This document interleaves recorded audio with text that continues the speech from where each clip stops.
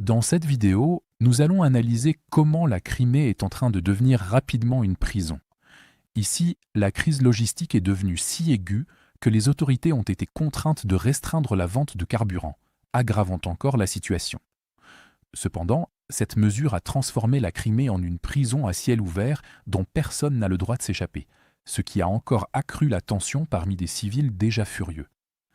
Récemment, les autorités de Sébastopol ont été obligées de suspendre toutes les ventes de carburant aux civils après que des frappes ukrainiennes ont gravement perturbé la logistique russe d'approvisionnement en carburant vers la Crimée.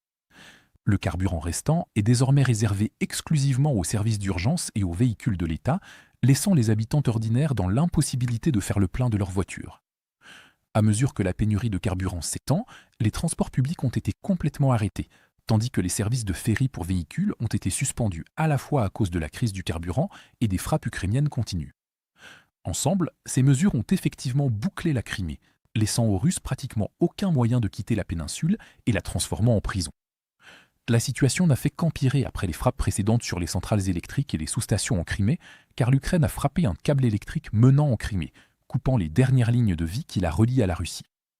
Il est à noter que les satellites de surveillance des incendies de la NASA ont détecté un incendie près de l'infrastructure du câble électrique sous-marin du détroit de Kertch, reliant les deux rives et servant de connexion physique alimentant la péninsule. En plus du câble électrique, afin de perturber la redistribution de l'électricité, l'Ukraine a continué de frapper plusieurs autres sous-stations. Les satellites de la NASA ont détecté des incendies à la sous-station de Crimée-Ouest et à une centrale électrique mobile à turbine à gaz après une frappe ukrainienne, entraînant des coupures de courant sur toute la péninsule. L'Ukraine a également ciblé 4 autres sous-stations, à Marianivka, Oleksandrivka, Vypasne et Djenkoy, ce qui a élargi les coupures et plongé des villes dans l'obscurité, l'éclairage public cessant de fonctionner.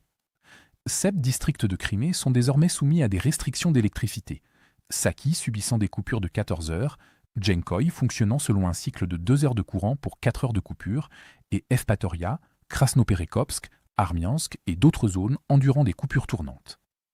À la suite des frappes sur les câbles électriques et des sous-stations, les services bancaires en ligne et les systèmes numériques se sont également effondrés en raison des coupures d'électricité et d'Internet qui ont suivi.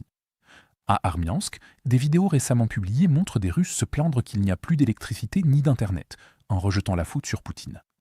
C'est crucial, car lorsque la banque en ligne tombe en panne en pleine crise de liquidité et de carburant, même les achats de base deviennent difficiles, aggravant la crise. Cela montre aussi un changement radical, les Russes commençant à parler ouvertement de qui est responsable de la crise. Les Russes se sont également rendus compte qu'ils étaient dans l'impossibilité de partir, comme des otages, ce qui a poussé la direction russe à tenter de calmer la population. Poutine a essayé d'apaiser les tensions en déclarant que de grandes quantités de carburant seraient bientôt mises en vente en Crimée.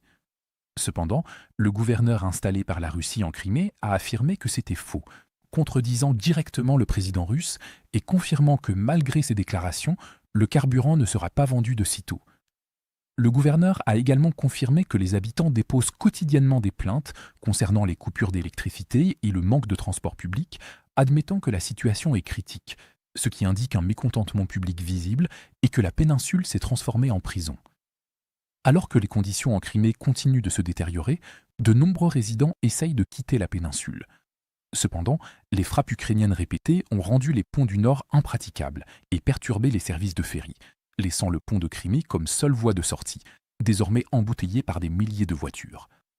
Ce désespoir a poussé des pilotes d'aviation légère à tenter d'utiliser le peu d'essence disponible pour faire le plein de leurs avions et quitter la Crimée, l'air restant la dernière voie de sortie encore ouverte. C'est une tentative risquée, car l'Ukraine frappe la Crimée chaque jour, et la défense aérienne russe peut facilement confondre ces avions avec des drones ukrainiens. Le fait que des pilotes envisagent des solutions de carburant non conventionnelles montre à quel point les gens sont désespérés de quitter la Crimée, car les politiques de Poutine n'ont fait que renforcer l'effet des frappes ukrainiennes et transformer la Crimée en une prison sans issue.